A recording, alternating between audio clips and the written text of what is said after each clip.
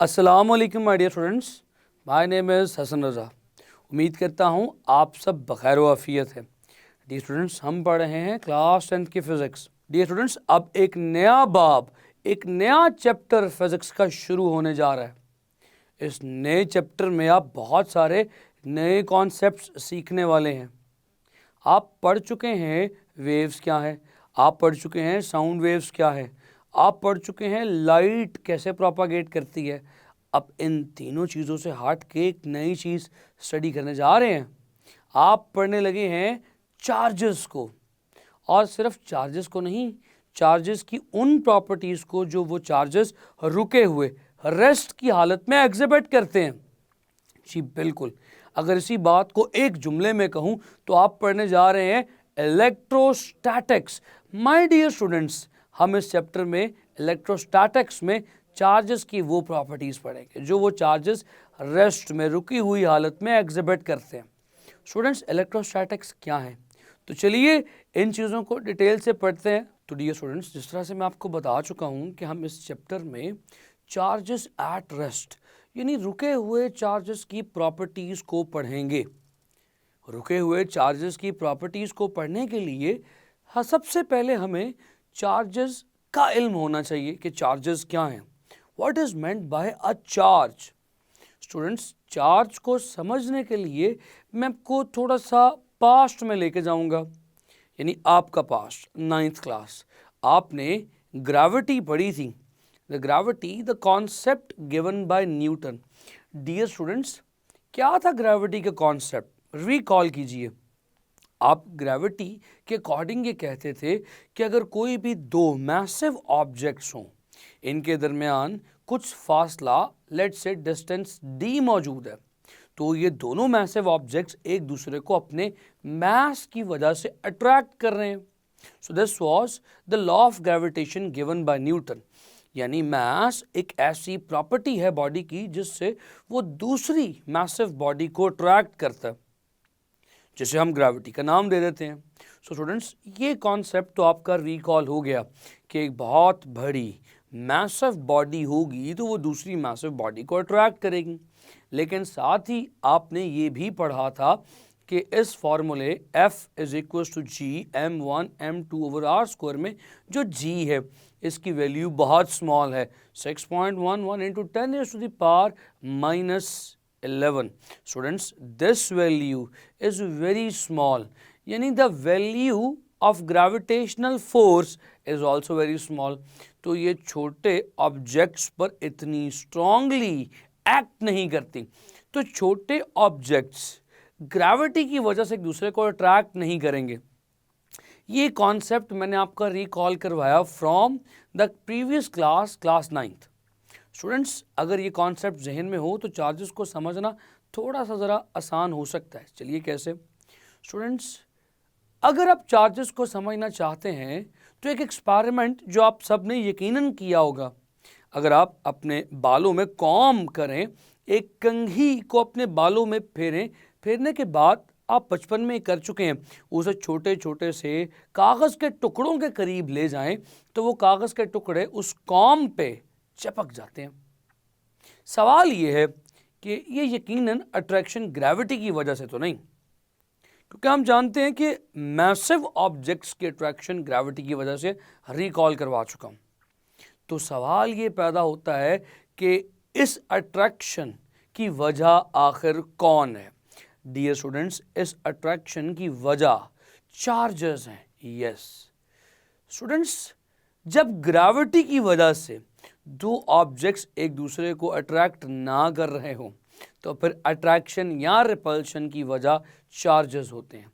Charges किसी body की एक ऐसी प्रॉपर्टी है जिससे वो दूसरे ऑब्जेक्ट्स, अपने जैसे दूसरे चार्जेस को अट्रैक्ट या रिपेल भी कर सकती है।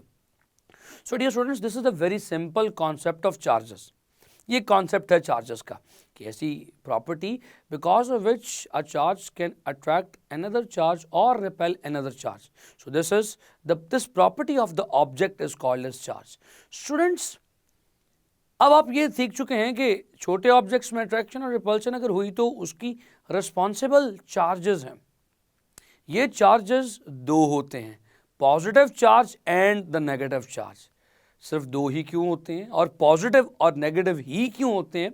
डियर स्टूडेंट्स, 18th सेंचुरी में पॉजिटिव और नेगेटिव चार्ज का कॉन्सेप्ट हमें बेंजामिन फ्रैंकलिन ने दिया था सबसे पहले। अमेरिकन साइंटिस्ट भी हैं और स्टेट्समैन भी हैं। $100 नोट पे इन्हीं की पिक्चर है। डियर स्टूडेंट्स, ये पॉजिटिव और नेगेटिव का कॉन्सेप्ट तो बेंजामिन फ्रैंकलिन ने दे दिया। लेटर ऑन जब हमने एटम को तोड़ा तो पता चला कि एटम के अंदर से भी जो पार्टिकल्स निकलते हैं वो भी पॉजिटिव या नेगेटिव होते हैं। अगर आप देखें तो एटम के अंदर इलेक्ट्रॉन्स, प्रोटॉन्स और न्यूट्रॉन्स हैं। Electrons carry negative charge, protons carry positive charge, whereas the neutrons are neutral. So dear students, ये इलेक्ट्रॉन की प्रॉपर्टी नेगेटिव चार्ज है, प्रोटॉन की प्रॉपर्टी पॉजिटिव चार्ज है। और हम जानते हैं इसी प्रॉपर्टी की वजह से दो चार्जेस यहाँ अट्रैक्ट करेंगे या रिपेल करेंगे। अब वापस उसी कॉम्ब के ऊपर आते हैं। जब आपने कॉम्ब सर में एक दफ़ा से फेरी तो फ्रिक्शन की वजह से कॉम्ब पर कुछ चार्ज आ गया। वो कॉम्ब जब आप पेपर के पास लाए तो पेपर उस कॉम्ब के साथ चिपक गया। तो सवाल ये पैदा होता है कि फ्रिक्शन की वजह से आखिर क्या बॉडीज़ के ऊपर चार्ज लाया जा सकता है? So we are now going to study the production of charges. हम बॉडी पर चार्ज किस तरह से ला सकते हैं? Dear students, the very basic and easiest method to produce a charge on a body is friction. Friction की मदद से किसी बॉडी पर चार्ज लाया जा सकता है। समझने की कोशिश करते हैं आखिर कैसे। स्टूडेंट्स, आपके पास फॉर एग्जांपल एक प्लास्टिक की रॉड है। अगर आप इस प्लास्टिक की रॉड को फर के साथ, फर वाले कपड़े के साथ लेट्स से अगर रब करना शुरू करें तो क्या होगा? डियर स्टूडेंट्स, फर भी न्यूट्रल है और ये प्लास्टिक का रॉड भी न्यूट्रल है। न्यूट्रल से मुराद ये है कि जितने इलेक्ट्रॉन्स हैं बॉडी के पास उतने ही प्रोटॉन्स या उतने ही पॉजिटिव चार्जेस भी मौजूद हैं। तो फर के पास जितने इलेक्ट्रॉन्स हैं उतने ही पॉजिटिव चार्जेस, और इस प्लास्टिक रॉड के पास भी जितने प्रोटॉन्स हैं उतने ही इलेक्ट्रॉन्स भी मौजूद हैं। दोनों इस वक्त न्यूट्रल हैं। स्टूडेंट्स, अब अगर मैं इस प्लास्टिक रॉड को फर से रब करूंगा तो फर के इलेक्ट्रॉन्स इस लंबे लंबे थ्रेड्स के साथ, धागों के साथ, फर के थ्रेड्स या फाइबर के साथ लूजली बाउंड हैं। यानी ये इलेक्ट्रॉन्स बहुत स्ट्रांगली अट्रैक्टेड बाय फर नहीं हैं।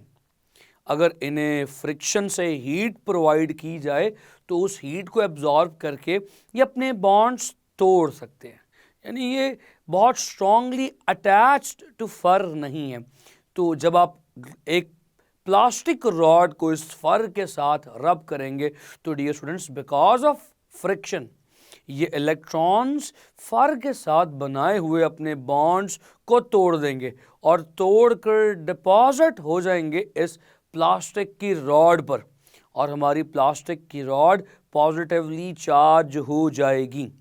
तो माय डियर स्टूडेंट्स, आपने देखा कि कैसे आप बिकॉज ऑफ फ्रिक्शन एक बॉडी को चार्ज दे सकते हैं।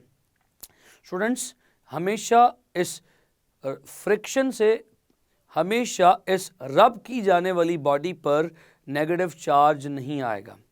याद रखिएगा, जब आप रब करते हैं तो एक बॉडी पर नेगेटिव चार्ज आता है, दूसरी बॉडी पर पॉजिटिव चार्ज आता है। यानी ये जो फर जिसने अपने लूजली बॉन्डेड इलेक्ट्रॉन्स दे दिए, इसके ऊपर पॉजिटिव चार्ज आ जाएगा। यहाँ से ट्रांसफ़र ऑफ इलेक्ट्रॉन हो चुका है और जो प्लास्टिक रॉड है उसके पास अब एक्सटर्नल, बाहर से फ्रिक्शन की वजह से इलेक्ट्रॉन्स आ चुके हैं। अब इस पर नेगेटिव चार्ज है। अगर आप सिचुएशन को बदलें, थोड़ी सूरत हाल बदल दें, यानी अब आपके पास अगर ग्लास रॉड हो और आप इस ग्लास रॉड को सिल्क क्लॉथ से रब करें तो क्या होगा? सिल्क के कपड़े से अगर आप ग्लास रॉड को अच्छी तरह से रब करेंगे तो अब ग्लास रॉड की सरफेस पे वो वीकली अटैच्ड इलेक्ट्रॉन टूटना शुरू हो जाएंगे। फ्रिक्शन की वजह से एनर्जी एब्जॉर्ब करके इस बार रॉड के इलेक्ट्रॉन्स रॉड की सरफेस को छोड़कर सिल्क क्लॉथ पर जाना शुरू हो जाएंगे। तो वही फ्रिक्शन, इस बार जो वीक इलेक्ट्रॉन्स ग्लास रॉड पर थे वो सिल्क पर आ गए, तो ग्लास रॉड पर पॉजिटिव चार्ज आ जाएगा और सिल्क पर नेगेटिव चार्ज आ जाएगा। तो सिंपल सी सिचुएशन है, सिंपल सा कॉन्सेप्ट है, फ्रिक्शन से उस बॉडी पर पॉजिटिव चार्ज आएगा जिसके इलेक्ट्रॉन वीकली अटैच्ड है, उस बॉडी पर नेगेटिव चार्ज आ जाएगा जिस पर इलेक्ट्रॉन्स ट्रांसफर होंगे from a weekly attached body of electrons. तो डियर स्टूडेंट्स, ये कॉन्सेप्ट तो आप समझ ही चुके हैं। चलिए अब एक छोटी सी एक्टिविटी से समझने की कोशिश करते हैं कि सिमिलर चार्जेस का क्या बिहेवियर है और ऑपोजिट चार्जेस का क्या बिहेवियर है, और चार्जेस क्या वाकई सिर्फ दो टाइप्स के होते हैं। स्टूडेंट्स, हमारी बुक में एक्टिविटी 13.1 इस बात की अक्कासी कर रही है। 13.1 में हमें कहा यह जा रहा है कि आपके पास एक फिक्स्ड सपोर्ट है, उस सपोर्ट के साथ आपने एक सिल्क थ्रेड लटकाया हुआ है और उस सिल्क थ्रेड के साथ आपने एक प्लास्टिक रॉड अच्छे से फर के साथ रब करके बांध दी है। स्टूडेंट्स, अब आप जानते हैं कि इस प्लास्टिक रॉड पर कौन सा चार्ज होगा। This plastic rod carries negative charge. मैं एक और प्लास्टिक रॉड लेकर आऊं और इस प्लास्टिक रॉड को भी फर के साथ रब करूं और इस दूसरे लटके हुए प्लास्टिक रॉड के पास लेके जाऊं, तो मैं ये देखूंगा कि ये हैंगिंग प्लास्टिक रॉड रिपेल होना शुरू हो गया, मेरे करीब लाए हुए प्लास्टिक रॉड से दूर जाना शुरू हो गया। क्या रीज़न है इसकी? The reason is very simple. हमेशा सिमिलर चार्जेस एक दूसरे को रिपेल करते हैं। तो डियर स्टूडेंट्स, इन दोनों रॉड्स पर सिमिलर चार्ज है। क्यों?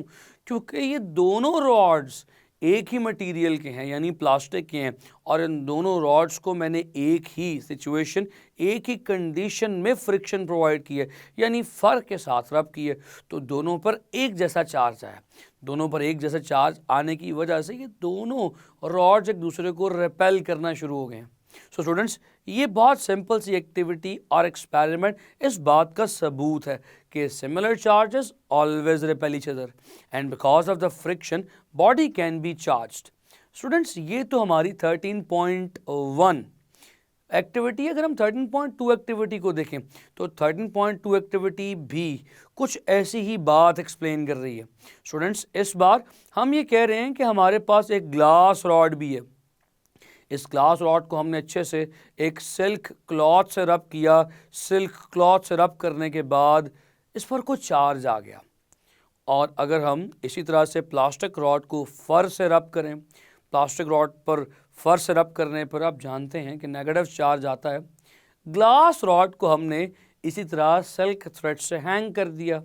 स्टूडेंट्स, सिल्क थ्रेड से हैंग करने का मकसद ये है कि थ्रेड क्योंकि इंसुलेटर है तो चार्ज इसके थ्रू ट्रांसफ़र नहीं हो सकता। इंसुलेटर्स कहते हैं ऐसे मटेरियल्स को जो चार्ज को गुजरने की, पास करने की इजाज़त ना दें। स्टूडेंट्स, अगर आप ये सोच रहे हैं कि ग्लास भी इंसुलेटर है तो ग्लास पर चार्ज कैसे आ गया, तो ये मैं बात क्लियर करता जाऊँ। इंसुलेटर चार्ज को पास नहीं करवाते। अगर उन पर चार्ज आ जाए तो उनकी बॉडी उनकी सरफेस पे पड़ा रहता है, फ्लो मूव नहीं कर सकता। इसीलिए ग्लास इंसुलेटर, अगर उस पर चार्ज आएगा तो उस बॉडी पर रिटेन रहेगा। प्लास्टिक भी अगर अपनी सरफेस पे चार्ज ले आए तो उस सरफेस पे चार्ज रहता है, चार्ज मूव नहीं करता। अब आपने ग्लास को हैंग कर दिया हुआ, कुछ चार्ज है इस पर, और अब आपने इस प्लास्टिक के रॉड को भी फर से हैंग किया, जानते हैं इस पर नेगेटिव चार्ज है। अगर आप इस बार प्लास्टिक रॉड को इस ग्लास रॉड के करीब लेकर जाएं तो आप देखेंगे ये ग्लास रॉड इस प्लास्टिक रॉड को अट्रैक्ट कर रहा है, इसकी तरफ जा रहा है। क्या मतलब है इसका? डियर स्टूडेंट्स, इसका मतलब ये हुआ कि इस बार हमारे ग्लास रॉड पर भी नेगेटिव चार्ज नहीं है। हमारे ग्लास रॉड पर कौन सा चार्ज होगा? Something opposite to this negative. Yes, this time the glass rod will have the positive charge. तो डियर स्टूडेंट्स, ये ग्लास रॉड अब पॉजिटिव चार्ज एक्यूमुलेट किए बैठा है। कैसे? क्योंकि सिचुएशन डिफरेंट थी। इस रबिंग की वजह से इस ग्लास के जो लूजली बाउंड इलेक्ट्रॉन्स हैं वो फर में जा चुके हैं, और अब क्योंकि इस पर अपोजिट चार्ज आ चुका है तो आप देखेंगे कि इनकी अट्रैक्शन हो रही है। तो इस एक्टिविटी से हमें ये पता चला कि अगर दो डिफरेंट मटेरियल्स को डिफरेंट नेचर में रब किया जाए तो उन पर आने वाला चार्ज भी डिफरेंट होता है, ऑपोजिट होता है, और ऑपोजिट चार्ज एक दूसरे को हमेशा अट्रैक्ट करता है। माय डियर स्टूडेंट्स, बहुत सिंपल से कॉन्सेप्ट्स हैं, उम्मीद कर रहा हूँ कि आपको समझ आ रहे होंगे। स्टूडेंट्स, अब आप ये एक लिस्ट देख सकते हैं। इस लिस्ट को देखते हुए आप बहुत इजीली जज कर सकते हैं कि किस बॉडी को अगर किस दूसरी बॉडी के साथ रब किया जाए तो किस पर पॉजिटिव चार्ज आएगा और किस पर नेगेटिव चार्ज आएगा। डियर स्टूडेंट्स, अगर आप इस ऊपर वाली ऑब्जेक्ट्स को किसी भी नीचे वाले ऑब्जेक्ट से रब करें तो ऊपर वाले ऑब्जेक्ट्स पर हमेशा पॉजिटिव चार्ज आएगा। मिसाल के तौर पे इस लिस्ट में आप देख सकते हैं सेकंड नंबर पर ग्लास है और ग्लास के बाद हमारे पास 7th नंबर पर सिल्क क्लॉथ है। तो अगर हम ग्लास को सिल्क क्लॉथ से रब करेंगे तो इस लिस्ट में ऊपर था ग्लास, ग्लास पर आ जाएगा पॉजिटिव चार्ज और सिल्क क्लॉथ पर आ जाएगा नेगेटिव चार्ज। इस लिस्ट को कुछ इस तरह से अरेंज किया गया है कि हर ऊपर वाला मेंबर नीचे वाले से इलेक्ट्रॉन इजीली लॉस कर देता है। For example, the glass can easily lose electron to the silk cloth. तो सिल्क से अगर नीचे वाले को देखा जाए, फॉर एग्जाम्पल अगर एल्यूमिनियम है, अगर मैं सिल्क क्लॉथ और एल्यूमिनियम को रब करूं तो सिल्क क्लॉथ पर पॉजिटिव चार्ज आ जाएगा, एल्यूमिनियम पर नेगेटिव चार्ज आ जाएगा। तो हर ऊपर वाला इलेक्ट्रॉन इजीली लूज कर सकता है टुवर्ड्स द बॉटम वन। तो अगर आप इस लिस्ट को अपने माइंड में रख लें तो आपसे पूछा जा सकता है एग्जाम में कभी कि अगर हम कभी भी मीका को रब करें विद द लेड तो किस पर पॉजिटिव चार्ज आएगा। अब आप जानते हैं कि इस लिस्ट में मीका ऊपर है, लेड नीचे है, तो मीका पर पॉजिटिव चार्ज आ जाएगा, लेड पर नेगेटिव चार्ज आ जाएगा। Students, the theory is very simple. ये थ्योरी पॉजिटिव किस पर है और नेगेटिव किस पर है वो मैं आपको सिखा चुका हूँ। उम्मीद करता हूँ कि ये तमाम कॉन्सेप्ट्स आपको समझ आए होंगे। तो माय डियर स्टूडेंट्स, हमने इस लेक्चर में क्या सीखा? हमने इस लेक्चर में ये सीखा कि चार्ज किसी भी मटेरियल की वो बेसिक प्रॉपर्टी है जिसकी वजह से वो किसी दूसरी बॉडी को अट्रैक्ट या रिपेल कर सकता है, और आप इस बॉडी को किसी भी बॉडी में बाय जस्ट फ्रिक्शन पैदा करवा सकते हैं।